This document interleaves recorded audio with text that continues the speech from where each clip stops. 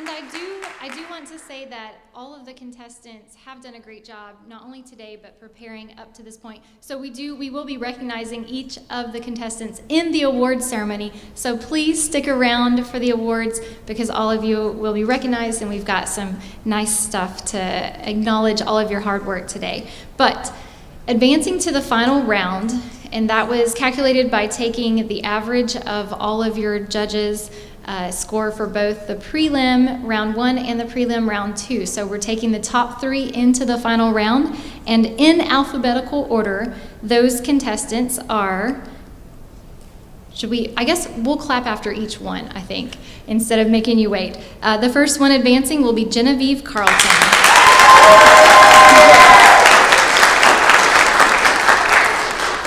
Our second contestant advancing to the final round is Elijah Collier.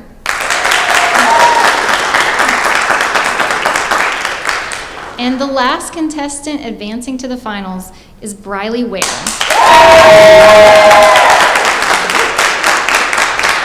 We'll see you at 11:05 back here.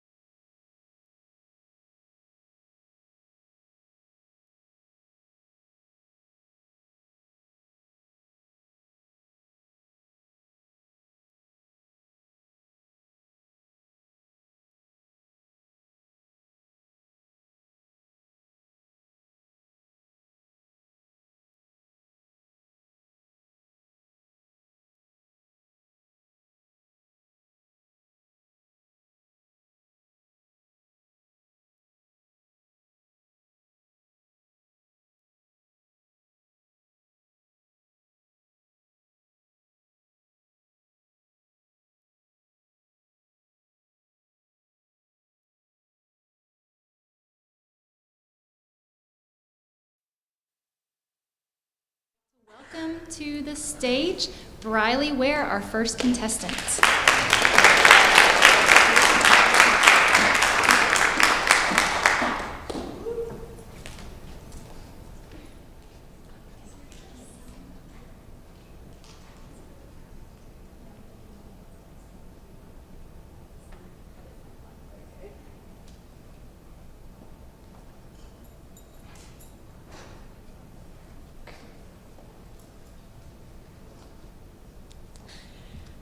Music causes different memories in everyone in this room. When thinking about music, maybe the first thing that you think of is on the drive here, you listen to an album, or you might think of a concert going to with your friends, or simply bonding with your peers and coworkers over music that you listen to in a TV show. Either way, music inflicts intense emotions onto everyone, which brings me to my topic today. I will be discussing the nonprofit organization called the Jazz Foundation of America. It is important to educate ourselves on the struggles that musicians go through behind closed doors because not many people are aware. It is also important to note that I am credible on this topic because not only have I conducted thorough research, but I myself am a jazz musician, so I am passionate about this organization. Throughout this speech, I will walk you through the need that we have to help the musicians in our community, the satisfaction that the Jazz Foundation of America brings. I will help you visualize how it takes place in the community around us, and then I will call you to action. So to start off, why do musicians need our help anyways? Well, the short answer is a lack of funding. In the Hetchinger report written by Delogue Smith in January of 2023, I learned that 4 million students do not have access to music education. Music education is detrimental to the success of the future generations of musicians.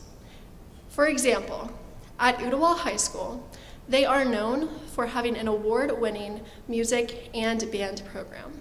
But just 20 minutes away at Howard High School, they do not have the same funding and resources as Ottawa, causing students of the same ages to have less accessibility to music education.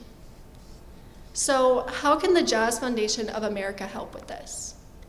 Well, there are many reasons, but starting off, they provide jobs specifically at local schools for different jazz musicians.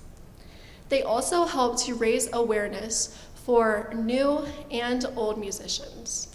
They are known for hosting galas, giving away awards to help future success for the musicians who win these awards. They also help with medical care. Many of you might not know this, as I myself did not, but many illnesses prevent musicians from being able to play their instruments, like arthritis. And with the help of the Jazz Foundation of America providing pro bono medical aid, more musicians are able to keep their passion and jobs. This nonprofit also helps with disaster relief. For example, when Hurricane Katrina completely harmed many people's lives and well-beings, musicians not only lost their music, but their hope for the future. And the Jazz Foundation was able to help to restore their homes and careers. Now let's take a look at how this really impacts the community and environment around us. One example is a man named Jimmy Scott. He found himself being bedridden because of his old age, and he was losing his home because he couldn't work his music jobs. However, the Jazz Foundation of America was able to reach out to him and help him pay his bills to keep his home. Another example is a woman named Cecil Payne. She was losing her eyesight and losing her hope in herself. But the Jazz Foundation of America was able to get her gigs at local schools, which not only helps her and her career, but the students in need of this music education. Now I'm going to call you to action and tell you how you can help these musicians. If you go to the jazzfoundationofamerica.org foundation, you will be able to purchase the vinyls and CDs that these musicians have for sale, and the profits go directly towards them. This not only helps them earn money, but it brings more awareness. You yourself can also raise awareness for these musicians by telling your friends and family about this foundation and the cause that it helps. It can greatly impact the success of their future careers. So, to summarize what I've spoken about today, I have told you the need for us to help the musicians in this community, the satisfaction that the Jazz Foundation of America brings to this issue. I have helped you to visualize real examples of this taking place in our community, and I have called you to action. Humans are known for being creative and unique thinkers. So by protecting art like music, you are not only helping yourself, but those around you. Thank you.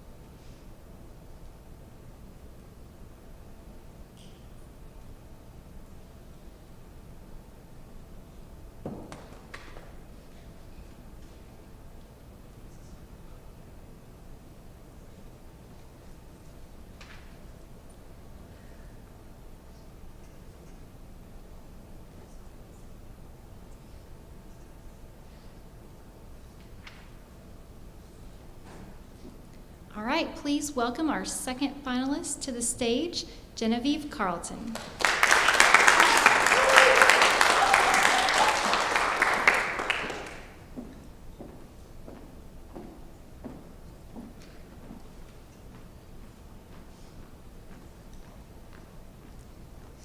Good morning. Did you know that dance has been around for more than 500 years? Dance has been celebrated internationally for decades, and it is rich in tradition and culture. It is a crucial part of the human experience that we have the opportunity to use our creative liberties. Unfortunately, the dance world has been limited by economic barriers. Thankfully, there are nonprofit organizations across the nation that are proactively giving dancers the opportunity, one of which is the Chattanooga Ballet.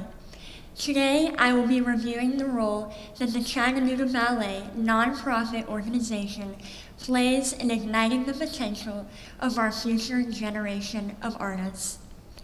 I am going to review the need of this nonprofit organization. I'm going to review the satisfaction that the Chattanooga Ballet brings to this issue. I'm going to help you visualize the impact it has on our community, and I'm going to call you to action on how you can help.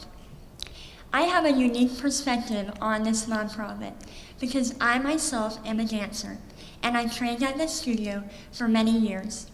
If you know me, you know that dance is a huge part of my life, and I'm incredibly grateful for the opportunities and the lessons that I have learned. I am very passionate about this topic, and I want to make a difference in the dance community. I am credible to give this speech because I have done careful and thorough research on this topic. Now, first let's look at the need. You're probably wondering, why do we even need a nonprofit dance studio? What's the big deal? Well, while I was researching this, I found an article that presented the importance of dance. Dance is not just an after-school activity or a fun way to exercise, but it also has many psychological benefits. In an article written by Sabine Koch and others, published in 2019, called The Effects of Dance Movement Therapy, a meta-analysis, the article presents information that supports an increase of quality of life and a decrease in clinical symptoms such as depression and anxiety because of dance. As seen from this article, it is crucial that we all have the opportunity to dance. And that is why it is so important that we support the Chattanooga Ballet to help break down these economic barriers and ignite the potential of our future artists. Now, let's look at the satisfaction that the Chattanooga Ballet brings to this issue. They have been very proactive in this problem by providing financial aid, job opportunities, scholarships, and low-priced dance classes. This is important in opening the accessibility to the dance world for everyone in our community. Now, let's visualize the effect the Chattanooga Ballet has on our community.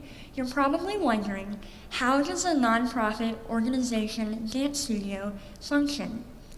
Well, they only charge enough to keep the lights on, the water bill, pay the rent, and pay the staff. Therefore, they are not making a profit off of what they charge for dance. You're probably curious what they charge. Well, while I compared competing studios in the area, they charge $15 to $20 on average per hour of dance, while the Chattanooga Ballet only charges $5 an hour. While I recognize that this is still not free, and $5 an hour can add up, this is a huge decrease in cost and is opening opportunities for dancers across the community. Now it's time to call you to action. How can you help this nonprofit organization and ignite the potential of our future artists? Well, the first thing that you can do is attend their shows. They have multiple annual shows that you can attend, and the ticket revenue greatly impacts this nonprofit organization. One of the most popular is the Nutcracker, which would be a fun holiday tradition with friends or family. You can also visit their website at chattanoogaballet.org and visit their support tab where you can donate and volunteer. The last way that you can support this nonprofit is by spreading the word. It is important that everyone knows that we all have the opportunity to dance. In conclusion, we have reviewed the incredible impact that this nonprofit organization has on our community. We have looked at the need of this nonprofit organization. We have looked at the satisfaction that the Chattanooga Ballet brings to this issue. We have visualized the impact that it has on our community, and I have called you to action on how you can help. If you take one thing from this speech, I want you to know that you cannot put a price on art. Now is the time to ignite the potential of the future artists in our community. Thank you for your time.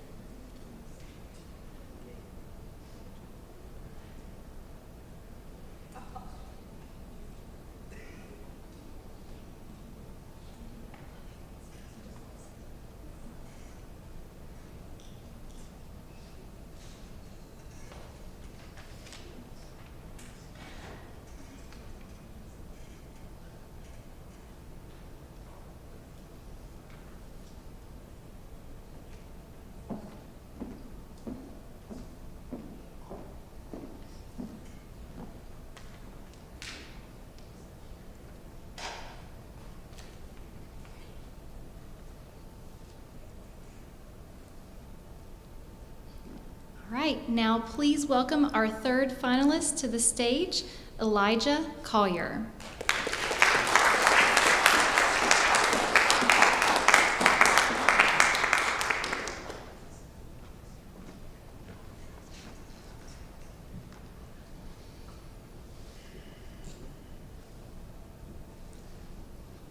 Culture. It gives people a sense of identity, origin, purpose, and in some ways, a way to interact with society. But what does culture even mean? Well, it can be defined as a set of customary beliefs, social forms, material traits of a racial, religious, or social group. I researched this on March 29th, 2025 on www.merriam-webster.com. But what occurs when no one has cultural identity? Hi, my name is Elijah Two Feathers Collier, and unfortunately today I will be bringing to light that there are a group of people, the indigenous or Native Americans, suffering from losing cultural identity. And hopefully throughout my research I will educate you all on what is going on and help inspire everybody to even help just a smidge. Throughout my speech, I will be discussing how this is a serious problem, how my nonprofit organization can help remedy this, what happens when no aid is given to these people at all, and how you all could help by doing 3 different things. The need of cultural identity being lost, removed, or just absent seems unheard of, immoral if taken away, especially in today's times. So when did this start? Well, according to an article titled "Native Nation Faced the Loss of Land and Traditions," written by Eric Hemingway and Little Transverse Bay Band of Ottawa, found on February 27, 2025, on nps.org, they mention that during President Jackson's time, he signed the Removal Act of 1830. This removing the indigenous people not only from their built homes, but the land that numerous generations prior lived and now pushed away.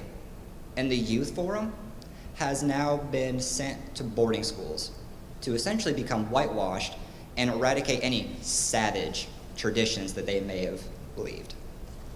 Uncovering more information from Kathleen Brown Rice's Examining the Theory of Historical Trauma Among Native Americans, released in 2013 by the tbc.journal.nbcc.org, they state that since 1492, the overall population of the indigenous community was brought down 95%. That means 5% of the indigenous people living on this land exists.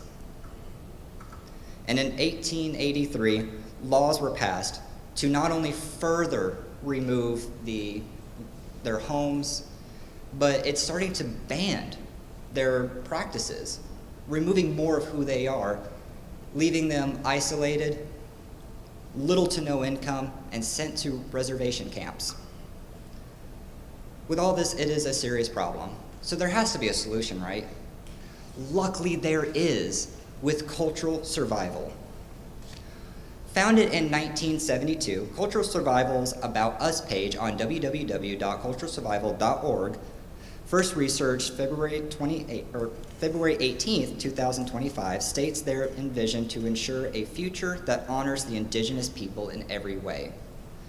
This means by preserving not only languages, traditions, but their rights, and overall allowing their roots to seep in and grow.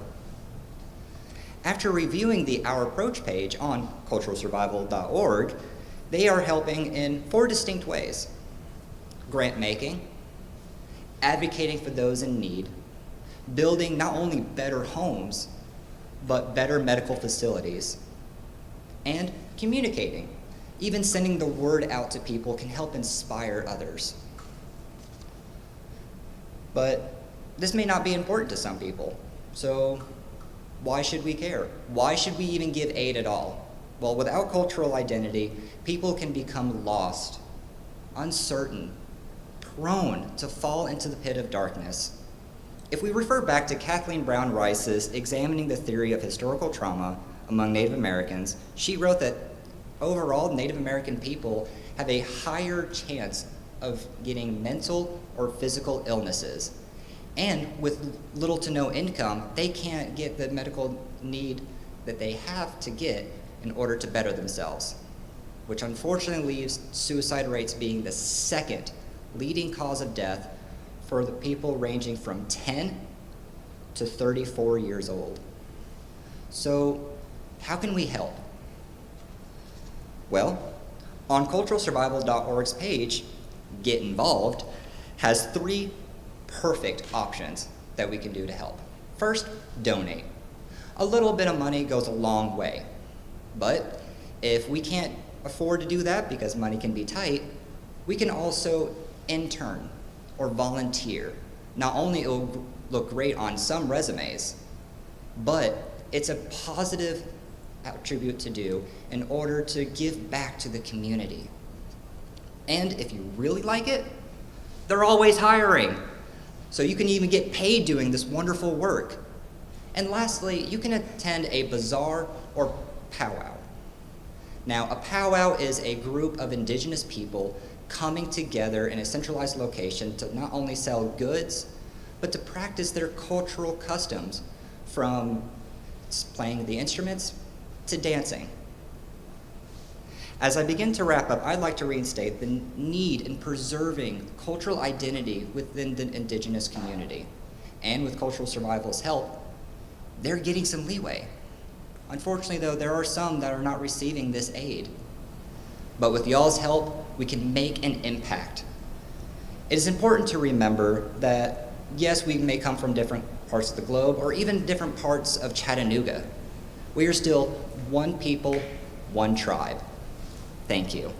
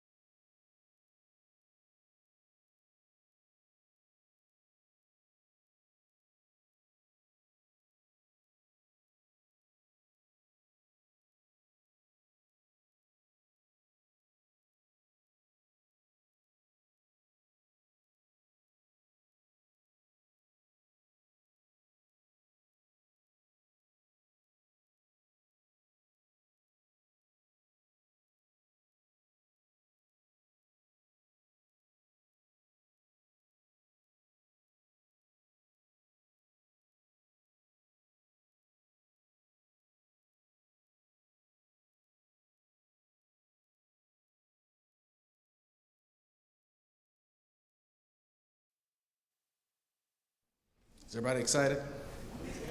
Yes, a little bit? All righty. So I'm going to ask again for all of our contestants, if we can give them all another round of applause for their hard work.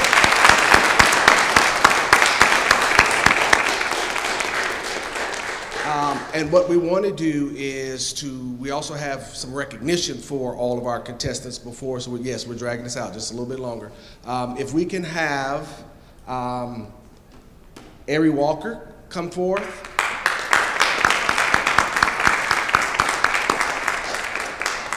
Danny Pope come forth.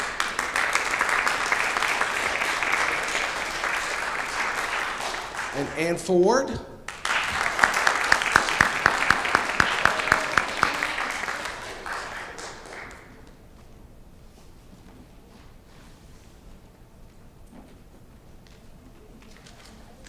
And while they're coming up, we want to take the opportunity to do some special thanks.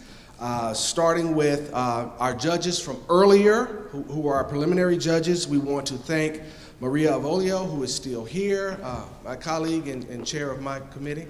Always got to recognize. Priscilla Grishlag, is Priscilla still here? Mary White, William Bisher, and Peyton Potter, who's still here with us doing some photos. We want to thank you all for your time as preliminary judges earlier. Our final judges that we have with us, Dr. Beth Norton, Ms. Becca Mendez, and our department chair, who we also always want to thank and give her special shout out as well, Ms. Julie Barcroft. And certainly, is he still up there? Yes, we want to say to Justin Walker, who has helped us in so many different ways. He's up there. Poke your head out, Justin, so we can give you your credit. He's up top. Thank you. Our friends in AV and media, as well as our friends over in marketing, for providing support through some of the gifts and some of the things that they provided to us. So we wanted to do all of those things and make sure that everyone recognizes that we recognize them and appreciate it. Without all of this background support, we couldn't do the program today. So we certainly want to thank them for all of their services, as well as our food service for providing food for us, all right? Okay. Yes, we want to ask the three finalists to please come forward.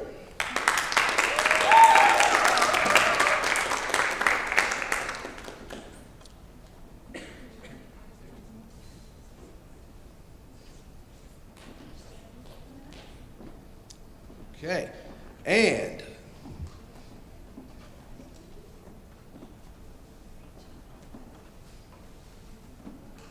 all righty.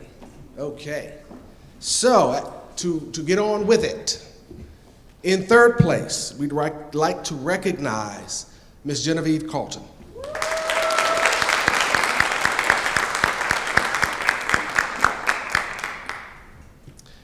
In second place, we'd like to recognize Ms. Briley Weir.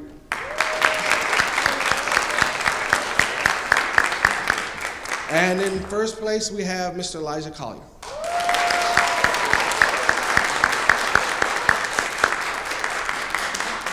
Again, as you're still clapping, let's continue that on for our finalists. Outstanding job. Wonderful job. Are you going to need to take photos, Peyton? Are you going to want to with their stuff, or how do you want to do it? Okay. You want them to come on? Okay, and as they're doing that, we want to say to our East Ridge and our Unawa students who have come out, again, a very special thank you to you and your faculty staff who have taken the time out to come. And while I know it's like, well, we got to get out of school today, we hope that you enjoy what you saw. And if you have not taken the dual enrollment COM 2025 course that you will, which is taught by our instructor here, April Kidd, that you will, and Lewis Johnson, who is teaching it at East Ridge. No, he's not at East Ridge, Jackson. He's not, is he teaching it at East Ridge? At East Ridge, okay. So that we want to recognize you all for that. And remind you, if you haven't taken the course, this could be you next year. And even if you have taken the course, this could be you next year. So we want to certainly, and the other thing we want to say to, just for you as extra added incentive, we have cash awards that will go along with each one of these prizes as well. There will be a $300 first prize, $150 second prize, and $75 third prize that will go to these winners as well. And the very last thing to our East Ridge students, Lewis Jackson, what did I say? Okay, yeah. We'll be providing lunch for you all actually in the cafeteria, okay? So Ottawa and East Ridge, you'll be going to the cafeteria to have your lunch. So bypass the pizza and head on over and get whatever it is that, it might be pizza over there too, I don't know. So just wanted to let you all know that. All right? Thank you. Last minute.